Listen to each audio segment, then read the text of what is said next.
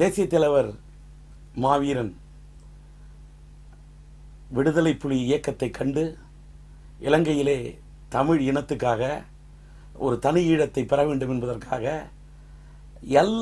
அத்தனை அல்லலையும் துன்பங்களையும் துயரங்களையும் இன்னலையும் இடிகளையும் தாங்கி இடிதாங்கியாக நின்று அந்த சுதந்திர தாகம் கொண்ட உணர்வுள்ள ஒரு வேங்கை கூட்டத்தை, ஒரு புலிப்படையை, அது மங்கையராயினும் சரி மாவீரர்களாயினும் சரி, ஒரு இளைஞர் பட்டாளத்தை திரட்டி தமிழ் உள்ளங்களை திரட்டி எதற்கும் அஞ்சாமல் எதையும் சந்திக்க போராட துணிந்த ஒரு புயலாக புறப்பட்ட புறநானூற்று புலியாக விளங்கிய தேசிய தலைவர் மாவீரன், அவரை ஈண்டெடுத்த தாய் பார்வதி அம்மாள். அவர் அத்தனை வயது ஒரு மூதாட்டி, 80 வயதை தாண்டின ஒரு மூதாட்டி, தன்னுடைய கணவன் உயிரோடு இருக்கிறாரா இல்லையா, தன்னுடைய மகனுக்கு என்ன நிலை, எது குறித்தும் தெரியாத உணர்வெட்டு எல்லாத்தையும் தன்னுடைய ஒரு மனித வாழ்க்கையில் வாழுறோமா இருக்கிறோமா நடைபெறமா இருக்கிறோமான நினைவை, சுய நினைவை இழந்து போராடி கொண்டு இருக்கக்கூடிய, நோய்வாய்ப்பட்டு உயிரோடு போராடி கொண்டிருக்கக்கூடிய அவர் மலேசியாவிலிருந்து முறைப்படி விசா பெற்று அந்த அரசாங்கத்தின் இசைவு பெற்று இந்தியாவுக்குள்ளே வரலாமான்னு முறைப்படி இந்திய அரசாங்கத்தில் அந்த எம்பசியில் கேட்காமலாம் இருந்திருப்பாங்க. அந்த இசைவை பெற்று மலேசியாவிலிருந்து புறப்பட்டு விமானத்தில் வராங்க. அந்த விமான தளத்தில் வந்த பிறகு விமானம் இறங்கி விட்டது. அந்த அம்மையாருங்க இங்கே எதுக்கு வராங்க? தமிழ்நாட்டில் விருந்து உண்ண வராகிறாரா? மருந்துக்காக வருகிறார், விருந்துக்காக வரவில்லை. நோய்வாய்ப்பட்டு தன்னுடைய உடல் நலம் பெற வேண்டும் என்பதற்காக மலேசியாவிலிருந்து இந்தியாவுக்கு முறைப்படி அரசாங்கத்திடம் இசை பெற்று விமானத்தில் இறங்குகிறார். அவரை அங்கே விமானத்தளத்திலே அவரை வரவேற்று அழைத்துச் செல்வதற்காக நம்முடைய அன்புக்குரிய ஐயா நெடுமாறன் ஐயாவும் நம்முடைய மறுமலர்ச்சி திராவிட முன்னேற்ற கழகத்தின் உடைய தலைவராக இருக்கக்கூடிய என் அன்பு சகோதரர் பாசமிகு வைகோ அவர்களெல்லாம் போயிருக்கிறாங்க. ஆனால் என்ன இந்த மத்திய அரசும் மாநில அரசும் என்ன நினைத்தார்களோ, அவரை இங்கே விமானத்தில் இறங்கியவரை இந்த தமிழ்நாட்டுக்குள்ளே, தமிழ் மண்ணுக்குள்ளே நுழைய விடாமல் ஒரு தமிழச்சியை, ஒரு தமிழனை, ஒரு மாவீரனை, ஈழத்தமிழை, அந்த ஈழத்தை பெறுவதற்காக அத்தனை தியாகங்களையும் சந்தித்த ஒரு மாவீரனின் தாயை இந்த தமிழ் மண்ணுக்குள்ளே நுழைய விடாமல் விரட்டி அடித்திருக்கிறார்கள். இதை பார்த்து கொண்டு இந்த தமிழ்நாட்டில் ஒரு தமிழனாக, ஒரு மானமுள்ள தமிழனாக, ஒரு சூடு சோரணை உள்ள தமிழனாக, தமிழ்நாட்டில் யார் ஆட்சி நடக்குது? தமிழனுடைய ஆட்சியா? என்ன பாவம் அந்த அம்மா பண்ணாங்க? என்ன பாவம் பண்ணாங்க? பக்கத்து நாடு, பகைமை பெற்ற நாடு என்று சொல்லக்கூடிய பாகிஸ்தானிலிருந்து யாராவது நோய்வாய்ப்பட்டு அவருக்கு இங்க ட்ரீட்மெண்ட் கொடுக்கணும்னா, மருத்துவ வசதி செய்யணும்னா அனுமதிக்கிறீங்க. தமிழச்சியா பிறந்தது ஒரு பாவமா? ஒரு தமிழனை பெற்றெடுத்தது ஒரு பாவமா? அந்த மாவீரனை ஈன்றெடுத்தது ஒரு பாவமா? இந்த என்ன பண்ணாங்க? இவருடைய கணவர் என்ன பண்ணாங்க? அந்த மாவீரனை பெற்றெடுத்த தாய் தந்தை முறை அவர் என்ன பண்ணாங்க? இந்த தாய் ஒரு பெண் என்று பாராமல் தமிழ் மண்ணுக்குள்ளே நுழைய விடாமல் தடுத்திருக்கிறீர்களே, நம்ம பண்ண பாவம் என்ன? பெண்ணா பிறந்தது பாவமா? அந்த அம்மா போர்க்களத்துக்குள்ள போனாங்களா? இல்ல புறநானூற்று புலியா பொங்கி எழுந்தாங்களா? போர்பரணி பாடினாங்களா? புரட்சி பண்ணாங்களா?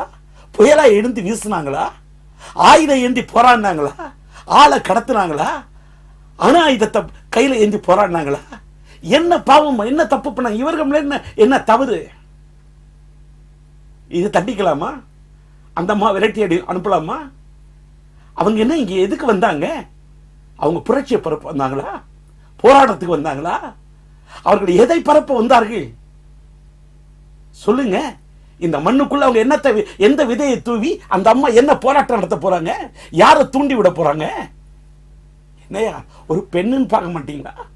ஒரு வயதான ஒரு மூதாட்டி, கலைஞர் ஒரு வயதானவர்ன்றாங்க.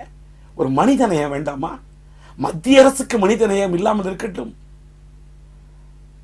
சோனியாவுக்கு அந்த உணர்வு இல்லாமல் போகட்டும், மன்மோகன் சிங்குக்கு அந்த உணர்வு இல்லாமல் போகட்டும், தமிழ்நாட்டை ஆடுவது ஒரு தமிழன், தமிழனுடைய ஆட்சி என்று சொல்லிக்கொண்டு செம்மொழி மாநாடா?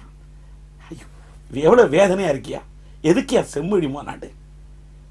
எம்மொழி செம்மொழி, தமிழ் மொழி, அதற்கு மாநாடு என்று சொல்லிவிட்டு ஒரு தமிழனை ஈன்றெடுத்த ஒரு பாவத்துக்காக ஒரு தமிழச்சி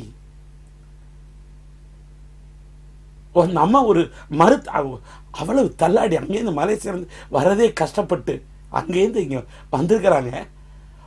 அவங்களுக்கு நோய்வாய்ப்பட்ட ஒருத்தரை இந்த தமிழ் மண்ணுக்குள்ள ஒரு தமிழச்சியை நுழைய விடாம தடுத்து அனுப்புறாங்களே. இதெல்லாம் பார்த்துக்கிட்டு நான் ஒரு ஆன்மீகவாதி, இறையர்களை தேடக்கூடியவன், என்னுடைய கரைபிடியாத கருத்துக்கு சொந்தக்காரன் இத்தனை வருஷம் வாழ்ந்திருக்கிறேன். ஆனால் ஒன்னே ஒன்று மட்டும் சொல்றேன், இதெல்லாம் பார்க்கும்போது என்ன கூட எல்லாரும் பார்த்து சொன்னாங்க, நீங்க மாநில சிறுசேமிப்புத்துறை துணைத் தலைவர் பதவி எம்ஜிஆர் வகித்த பதவி ஆச்சே, அதை நீங்க என்னத்தான் இருந்தாலும் கோவப்பட்டு நீங்க ராஜினாமா. நான் இன்னைக்கு சொல்றேன், நான் ராஜினாமா பண்ணதை நினைச்சு இன்னைக்கு உண்மையிலே நான் ஒரு தமிழனா பெருமைப்படுறேன். ஏன்னா இப்படியெல்லாம் ஒரு ஈனத்தனமா கீழ்த்தரமா ஆட்சியை மற்றும் அரசை மட்டுமே காப்பாற்றிக் கொள்ள வேண்டும் என்பதற்காக மத்திய அரசிடம் மண்டியிட்டு தன்னுடைய போர்க்குணத்தை எல்லாம் திறந்து விட்டு அந்த போர் முரசை எல்லாம் எடுத்து புழுதியிலே போட்டுவிட்டு இன்றைக்கு சரணாகதி அடைந்து சர்வமும் மத்திய அரசுதான் என்று தன் தனித்தன்மையை இழந்து, தன்மானத்தை இழந்து, சுயமரியாதையை இழந்து, சுய கௌரவத்தை இழந்து, ஒரு தமிழனை காப்பாற்ற வேண்டும் என்ற உணர்வை இழந்து இன்றைக்கு ஒரு மாவீரனை ஈன்றெடுத்த ஒரே பாவத்துக்காக ஈழத்திலே போராடிய ஒரு போராளியை பெற்றெடுத்தார் என்ற ஒரே ஒரு காரணத்துக்காக என்ன பாவையா பண்ணாங்க அந்த அம்மா? அந்த அம்மா என்ன போராடினாங்க? அவங்க போராளியா? அவங்க துப்பாக்கி இருந்தாங்களா? தோட்டாவாலை யாராவது தொலைச்சாங்களா? அந்த அம்மாவை சிங்கள ராணுவம் இருக்கிறதே அவன் சித்திரவதை செய்தான். அவன் யாரோ? அவன் எந்த எட்டப்படோ? அவன் யாரோ துரோகி, குடிகெடுத்த கோடாலி காம்பு. அந்த ராஜபக்சே செய்யலாம், ஆனால் தமிழன் 4.5 கோடி மக்களின் நாயகன், தமிழை காப்பாற்றுபவன், உலகத்தில் இருக்கக்கூடிய தமிழினத்து மக்களுடைய கண்ணீரை எல்லாம் துடைப்பேன் என்று மேடையிலே பேசி பேசி வசனம் பேசி பேசி வார்த்தையை வித்து பிழைப்பு நடத்திவிட்டு இன்றைக்கு தமிழ்நாட்டுக்குள்ளே ஒரு மாவீரனை என்றெடுத்த தமிழச்சி நோய்வாய்ப்பட்டு மருத்துவத்தை